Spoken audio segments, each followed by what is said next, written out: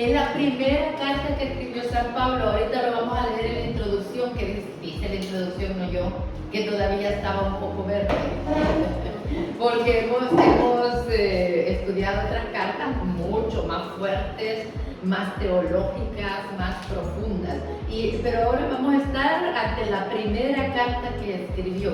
Eso también es bonito saberlo. ¿Cómo fue cambiando su escritura? Sí, cómo fue madurando su fe también, su predicación, su evangelización. Y solo estas dos cartas son las que llamamos escatológicas. Los tesalonicenses por error comprendieron que la venida de Jesús era ya.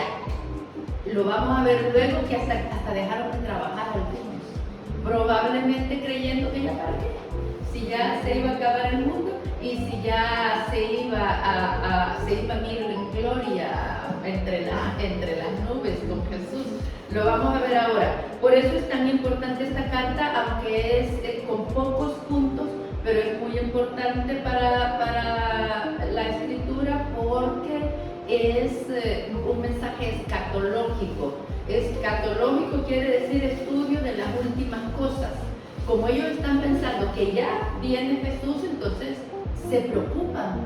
Y los que ya se murieron, ¿qué pasó? No se los va a llevar Jesús. Entonces por eso él aquí apunta notas sobre la muerte, dónde están los que ya murieron, y luego también de la segunda venida de Cristo. Claro, él con la intención de invitarlos a perseverar, les habló de la segunda venida. Y claro, ellos entendieron que era ya. Y eso es lo que vamos a ver. Entonces lo escatológico, lo que estudia son las cosas últimas. La muerte, el juicio, la resurrección, y esos son los puntitos que tratamos aquí. Como siempre, voy a leerles unas notas del libro Lecciones Bíblicas de don José Miguel Miranda, nuestro libro de estudio, sobre las cartas escatológicas primero. Llámanse escatológicas a las cartas paulinas, que se refieren a las cosas últimas, y a la segunda venida de Cristo. Son dos, y las dos están dirigidas a los tesalonicenses, como decíamos, ¿verdad? Muerte, juicio y resurrección. Tesalónica era la capital de Macedonia en tiempo de los primeros cristianos. Fue fundada por el rey Casandro hacia el año 315 a.C. y denominada Tesalónica porque así se llamaba su mujer, hermana de Alejandro Magno, hija de, el otro día que vimos a Filipenses dijimos, ¿quién fundó Filipos? Hija del papá. Exacto, que se llamaba el rey Filipo II, papá de Alejandro Magno, que era medio hermano de Tesalónica, y debido a ella le pusieron el nombre a esta ciudad. Y leí un poquito en el internet y actualmente se llama Salónica, nada más. Está en Grecia y la podemos ir a visitar cuando podamos. Tesalónica fue denominada Tesalónica porque así se llamaba su mujer, hermana a la vez de Alejandro Magno. El año 148 a.C., esta ciudad cayó bajo la dominación romana. San Pablo llega a esta gran ciudad comercial en un segundo viaje que ya vimos en Hechos 1.9, Hechos 17, 1.9. Ahí podemos ir a repasarlo. Es el segundo viaje de San Pablo que va con Silas y Timoteo. Al principio les fue muy bien, pero muy pronto los judíos celosos comenzaron a protestar contra ellos, acusándolos de realizar actos contrarios a los derechos del César, diciendo que hay otro rey y que hay otro señor, que es Jesús. En aquella época el rey se hacía llamar Dios, se hacía llamar Señor de señores, Rey de reyes. Entonces, claro, como él está proclamando otro señor, por supuesto que se desata una persecución tal que les toca incluso huir. Por tal motivo fueron despedidos de la ciudad, pero allí quedó sembrada una comunidad. Desde Corinto les escribe estas dos cartas a los atribulados tesalonicenses, como amigo y consejero espiritual. Al parecer, verdaderamente sufrían mucha persecución, no solo por su familia y amigos, porque si tú te sales de una iglesia, los amigos te van a estar insistiendo en que regreses. Entonces eran muy presionados por hacerse cristianos, tanto paganos como judíos, eran muy presionados por su familia y amigos, así que era una persecución familiar, social y también política. Sí, porque los judíos no son como nosotros que somos católicos, vamos, ellos es su raza, Sí, es todo.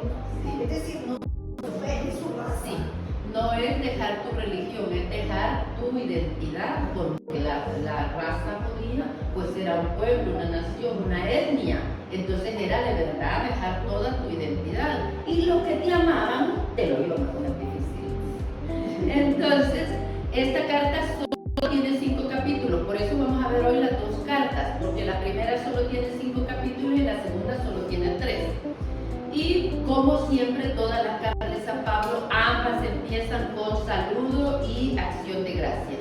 Luego ya en la doctrina, en la primera carta, San Pablo habla de su comportamiento, luego los invita a la fe y a la paciencia, porque ya les digo, están bajo muchas tribulaciones. Habló de la venida del Señor en la primera carta y hace aclaraciones en la segunda carta. Muy bien, ahora vamos a leer como siempre algunas explicaciones de la introducción de nuestra Biblia. Primera carta a los tesalonicenses. El año 50, San Pablo llegó a Tesalónica, ciudad importante y capital de Macedonia.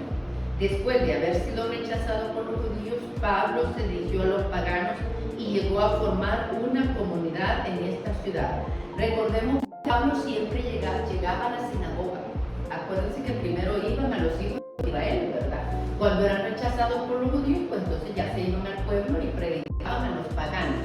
Entonces él siguió esta misma costumbre de ir primero a la sinagoga, estuvo ahí 3 días predicando y bueno, no lo recibieron. Y entonces se fue a predicar a los paganos. Después de haber sido rechazado por los judíos, San Pablo se dirigió a los paganos y llegó a formar una comunidad en esa ciudad. La fe cristiana que Pablo proclamaba no se oponía menos a la razón en las primeras comunidades del mundo grecorromano que en las nuestras. O sea, en la fe, acuérdense que ahora tenemos muchos estudios para consolidar la fe con la razón, pero por siglos se ha mantenido divorciada, ¿verdad? No podías tener la fe basada en la razón. La libertad sexual les parecía tan legítima como a nuestros contemporáneos. Cuando Pablo introduce su doctrina sobre la castidad, el buen trato a la esposa, la fidelidad, claro, aquella gente era tan extraño para ellos, tan extraño como la vida eterna, o sea, son otras épocas en que verdaderamente no tenían todavía este conocimiento. La resurrección de los muertos y la otra vida no entraban en sus perspectivas, o sea, todavía no, ellos vivían bien viviendo de acuerdo a su naturaleza, y dentro de su naturaleza estaba tener relaciones sexuales ocasionales y no veían ningún mal en ello. Entonces para ellos es muy extraño, tampoco esperaban la vida eterna, tampoco conocían la resurrección de los muertos. Tenían lazos genuinos de amistad, incluso de sentirse el padre de ellos. Cuando a veces uno está en los ministerios y colabora con la formación de los miembros, uno se siente de verdad espiritualmente madre y padre de su equipo. Y entonces luego también les hace énfasis en el trabajo y la vida tranquila.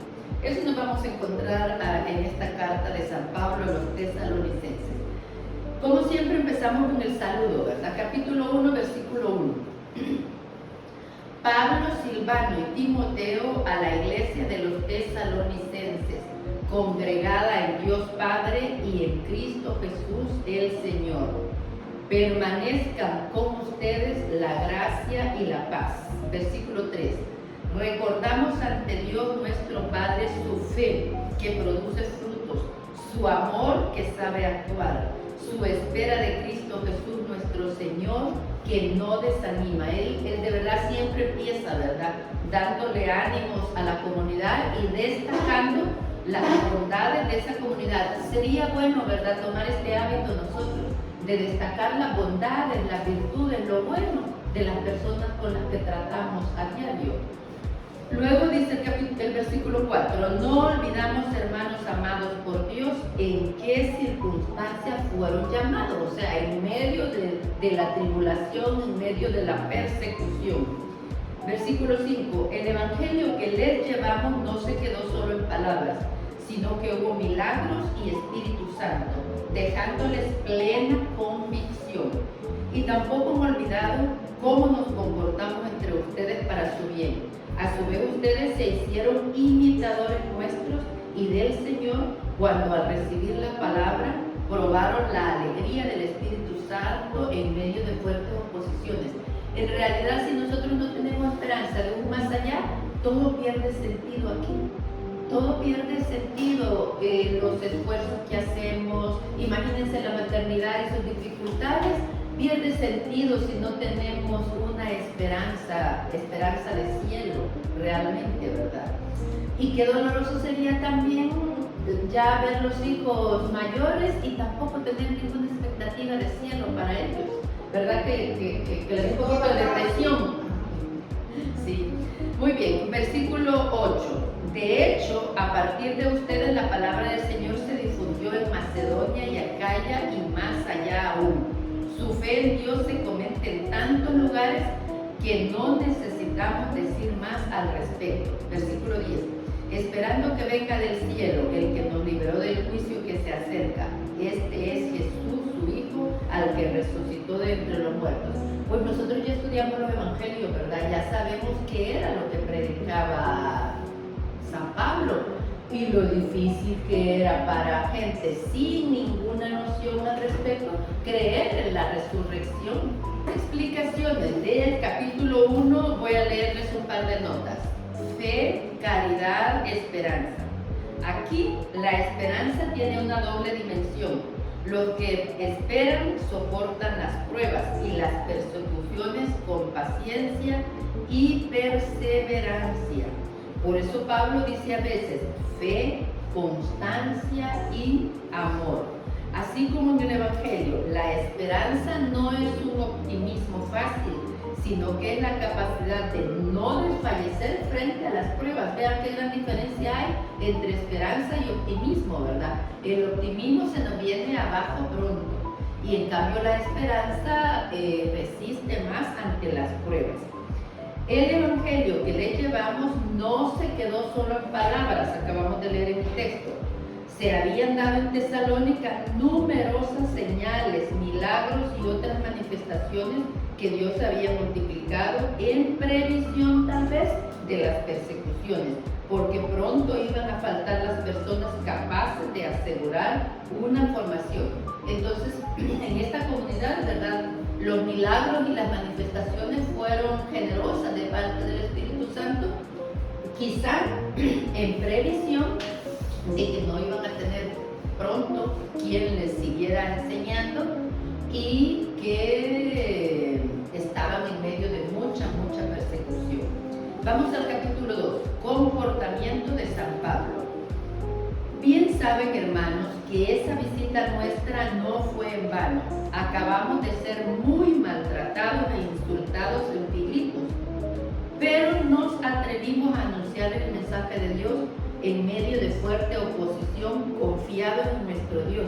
De verdad que fortaleza le daba el Espíritu Santo, ¿verdad? Huían de un lugar para ir a predicar a otro lugar. Y era el propio Dios el que les daba esta convicción y esta fuerza. Versículo 3. Les dijimos verdades, no teníamos propósitos sucios y no hubo engaño, no acreditados por Dios mismo, que nos ha confiado de su evangelio. Nuestra predicación procura agradar no a los hombres sino a Dios, como ustedes saben, ni tampoco buscamos dinero. Dios es testigo. Versículo 8.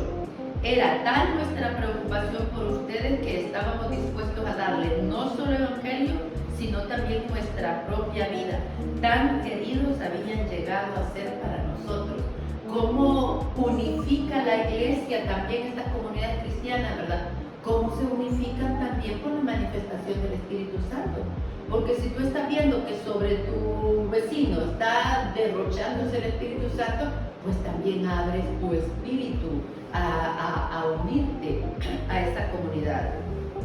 En el versículo 10 dice, ustedes son testigos y cada uno los seguimos como un padre a su hijo. Los animábamos y los urgíamos a que llevasen una vida digna de Dios que los ha llamado a su propio reino y gloria. Quizás cuando nosotros nos llaman a trabajar a una empresa, ¿verdad? Nos damos tiempo para conocer la empresa y tener un comportamiento de acuerdo a esa empresa con la que vamos a trabajar. Figúrense entonces cuánto más cuando somos llamados por Dios y tenemos que darnos tiempo de conocer, ¿verdad? La identidad de su empresa para comportarnos dignamente. Y ese es el llamado que hace aquí San Pablo, una vida digna del Dios que los ha llamado a su propio reino y a su propia gloria.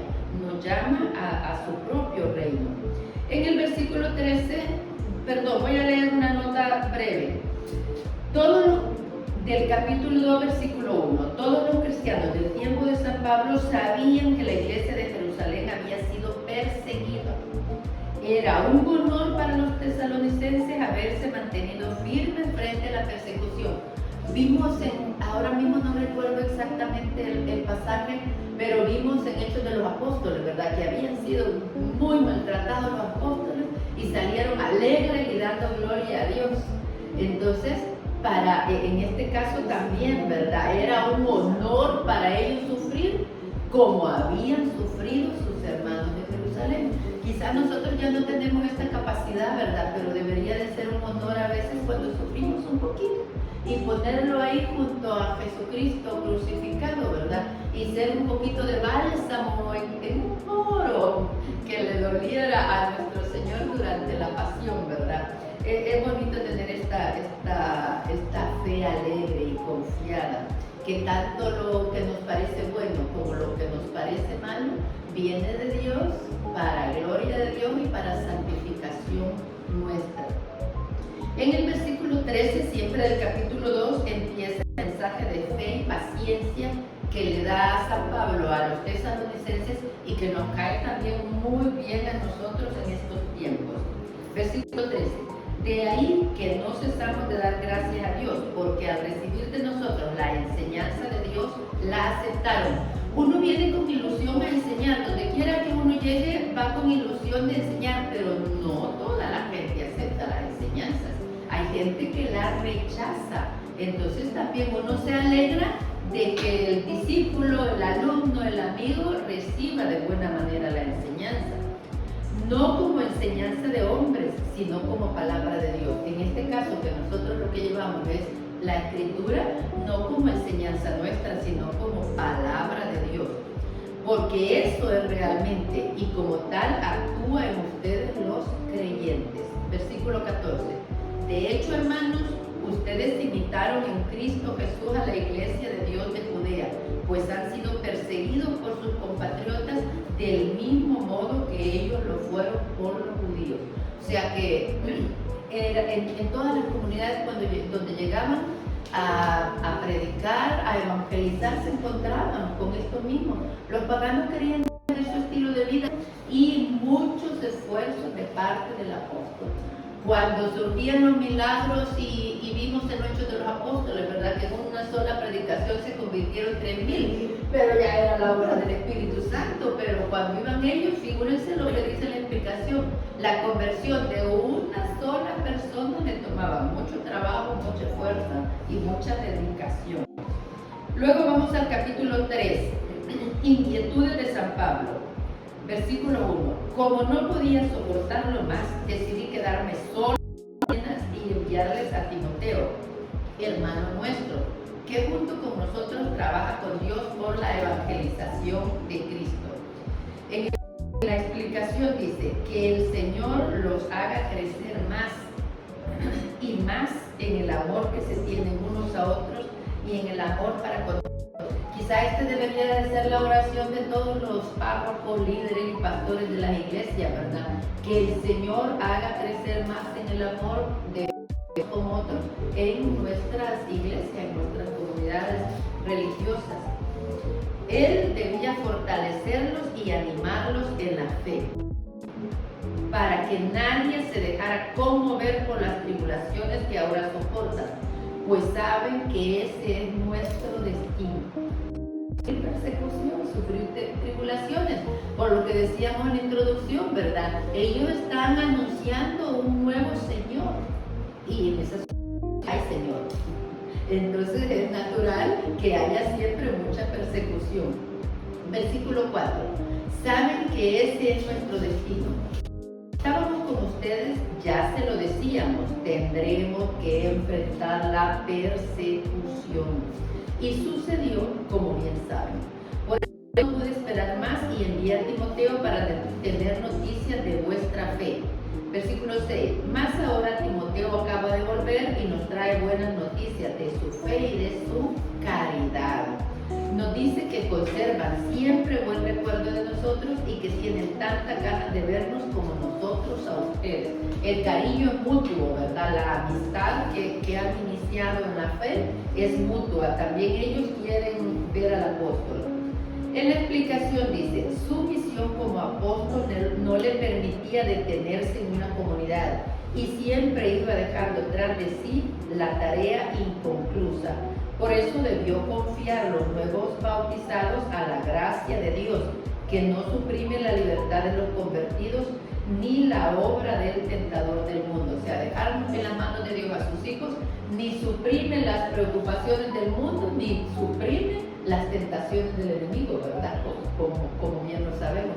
Entonces es importante, quizá aquí como San Pablo les está hablando a ellos como hijos, ¿verdad?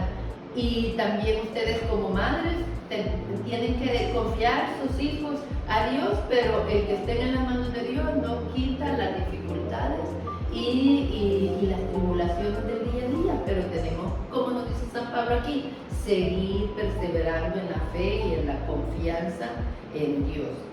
Vamos al capítulo 4, nos habla de la santidad de vida. Versículo 1. Por lo demás, hermanos, les pedimos y rogamos en nombre del Señor Jesús, aprendieron de nosotros cómo han de portarse para agradar a Dios. Ya viven así, pero procuren hacer nuevos progresos. Nosotros siempre tenemos que estar en la lucha de pulir un poco más nuestra fe, nuestra conducta, nuestras palabras, nuestros hábitos. Si Dios no nos ha llamado, es que todavía estamos en proceso de perfeccionamiento. Así que aunque nos cueste ver nuestras faltas, porque la soberbia nos ciega, aunque nos cueste ver nuestras faltas, tenemos que insistir en escudriñar mucho mejor, ¿verdad? Para ver esas imperfecciones y esas faltas que todavía tenemos y seguir progresando en esa imitación a Cristo. Versículo 2. Conocen las tradiciones, nadie ofenda a su hermano en el negocio o se aproveche de él. El Señor pedirá cuentas de todas estas cosas. Aquí ya empieza a hablar del juicio final. El Señor pedirá cuentas de todas estas cosas, como ya se lo hemos dicho y declarado. Versículo 7. Dios no nos llamó a vivir en la impureza, sino en la santidad. Por eso, el que no haga caso de estas advertencias desobedece no a un hombre, sino al mismo Dios, que le da a ustedes su Espíritu Santo.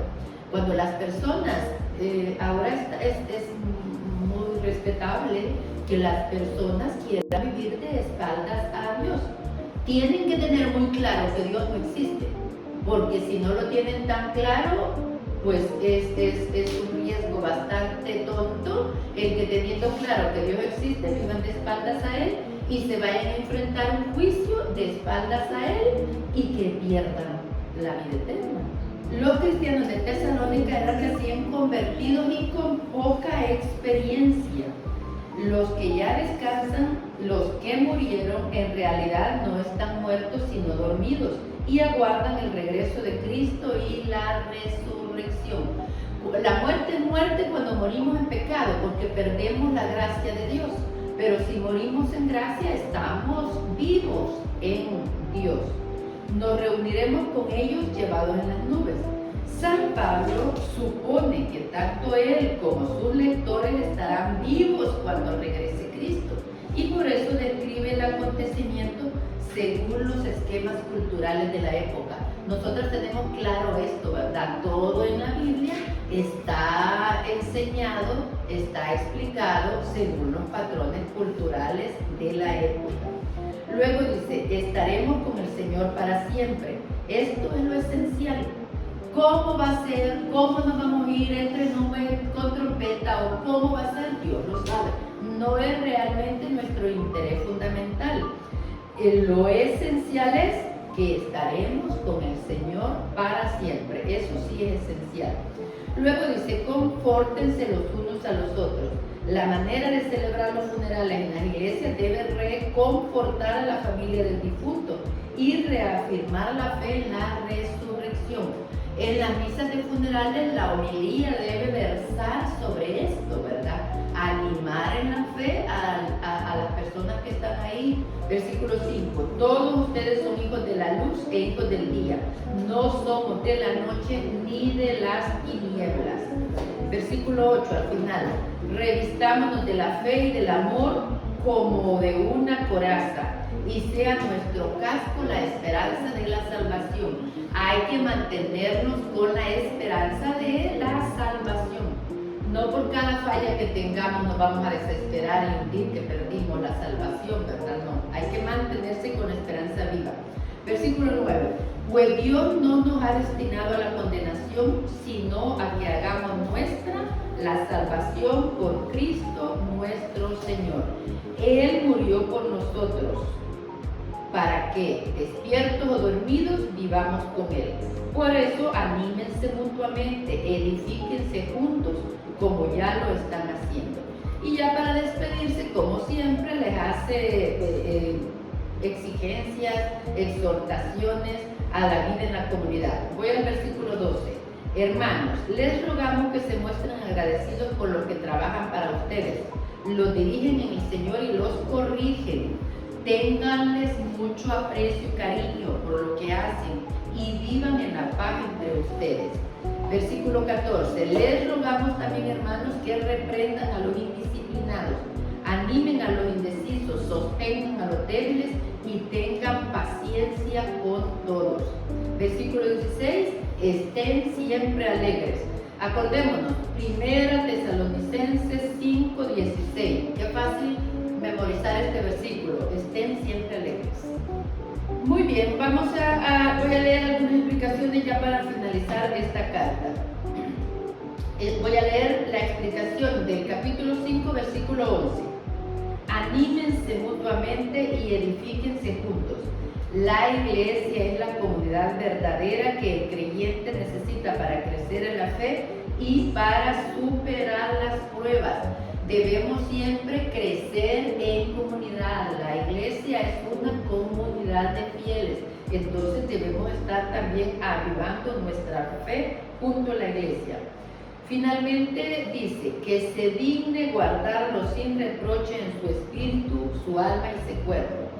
Ni los judíos ni la mayor parte de los griegos coincidían en nuestra definición del hombre como cuerpo y alma. Claro, hemos evolucionado ya casi 2000 años estos conceptos, ¿verdad?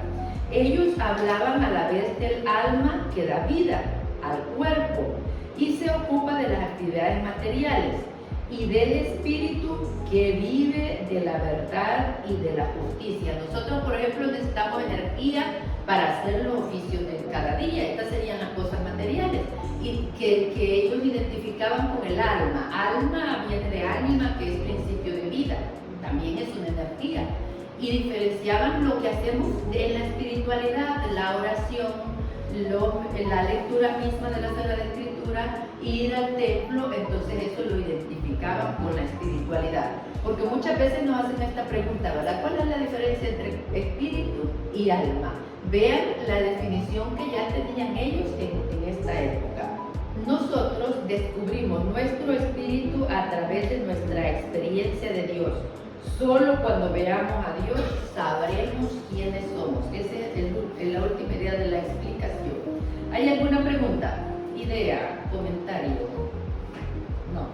Vamos entonces a la segunda carta a los tesalonicenses. Solo voy a leer una de las explicaciones. Bueno, vaya. La esperanza del día de Cristo era un poderoso estímulo para la fe de los primeros cristianos, pero podían también llevar a un nerviosismo malsano, ¿verdad? Lo que ya habíamos visto en la primera carta. En su carta, San Pablo trata de apaciguar a la comunidad. Muchas dudas se han suscitado al respecto de la segunda venida de Cristo. Voy a otra nota. Es fácil ver cómo el motivo central de la carta es frenar la espera histérica de la venida de Cristo. También a veces, ¿verdad?, nos encontramos con sectas que enseñan una manera histérica de esperar la segunda venida de Cristo. San Pablo nos está llamando a la paz y a la serenidad, a la tranquilidad. Esperar, pues sirviendo a Dios y confiados en el modo y el momento, solo Dios lo sabe.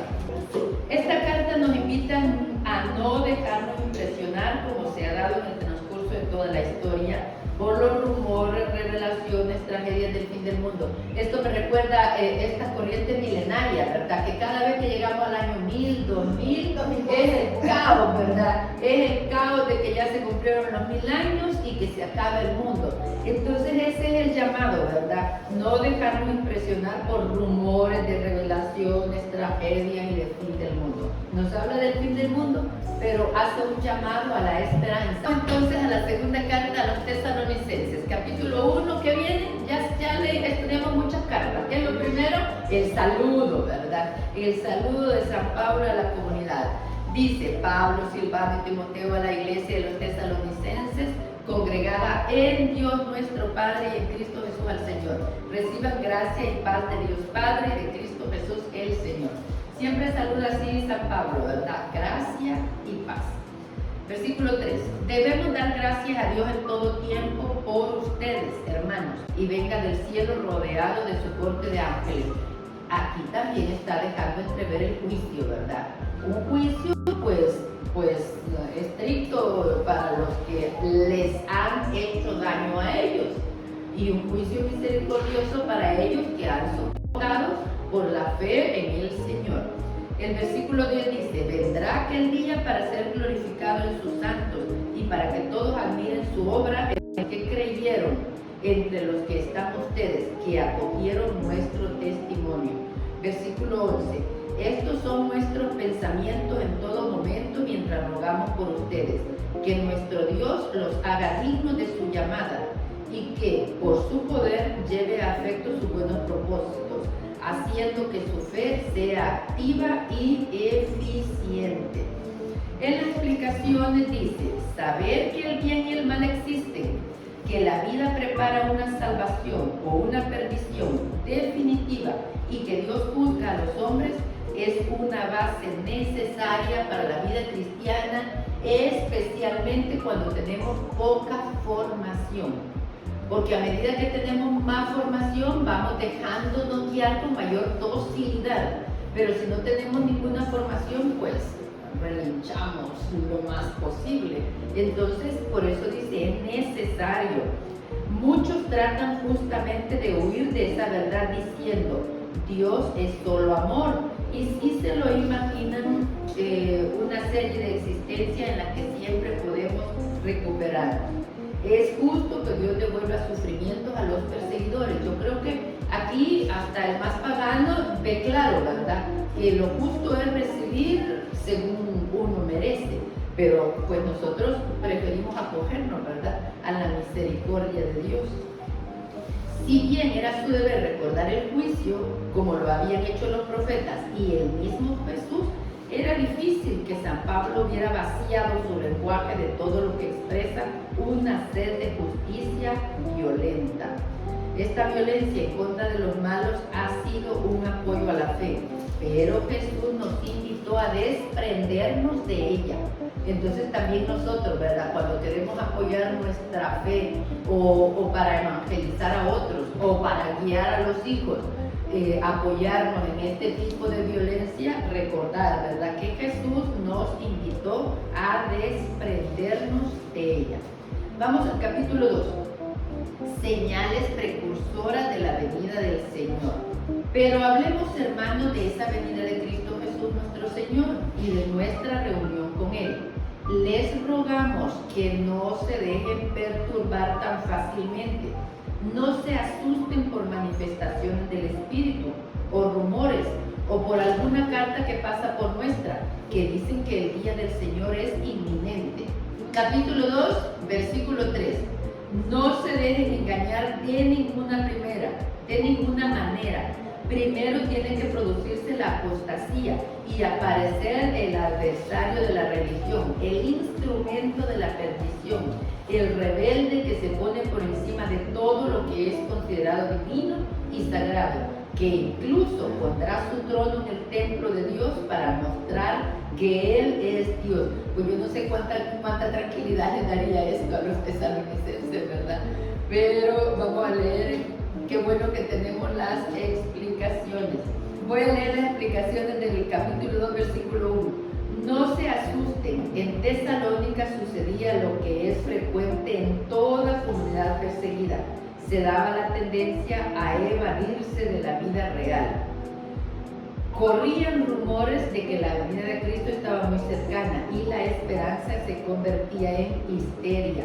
La verdad es que si estás pasando dificultades, lo que uno más quiere es ya que terminen, ¿verdad? Entonces, claro, ya ellos, la esperanza de la venida de Cristo y de que terminaran esas persecuciones les llevaba a una ansiedad, de que hoy está de moda la ansiedad, ¿verdad? Como enfermedad. Por esto, porque queremos adelantar las cosas. Versículo 5. ¿No recuerdan que se lo decía cuando estaba con ustedes? Ustedes saben qué es lo que ahora lo detiene, para que solo se manifieste a su debido tiempo. La fuerza antirreligiosa ya está obrando secretamente, pero falta que desaparezca el que la retiene. Esto de la fuerza antirreligiosa ya está obrando secretamente, eso ver desde cuándo lo ha dejado claro San Pablo y todavía lo dudamos, ¿verdad?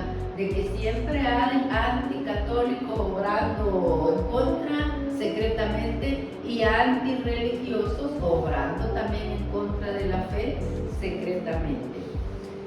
Dios, voy a las explicaciones. La proclamación del Evangelio a las naciones, es decir, primero a los pueblos del Imperio Romano y la culminación de la crisis judía, la que se debía hacer la destrucción de Jerusalén en el año 70.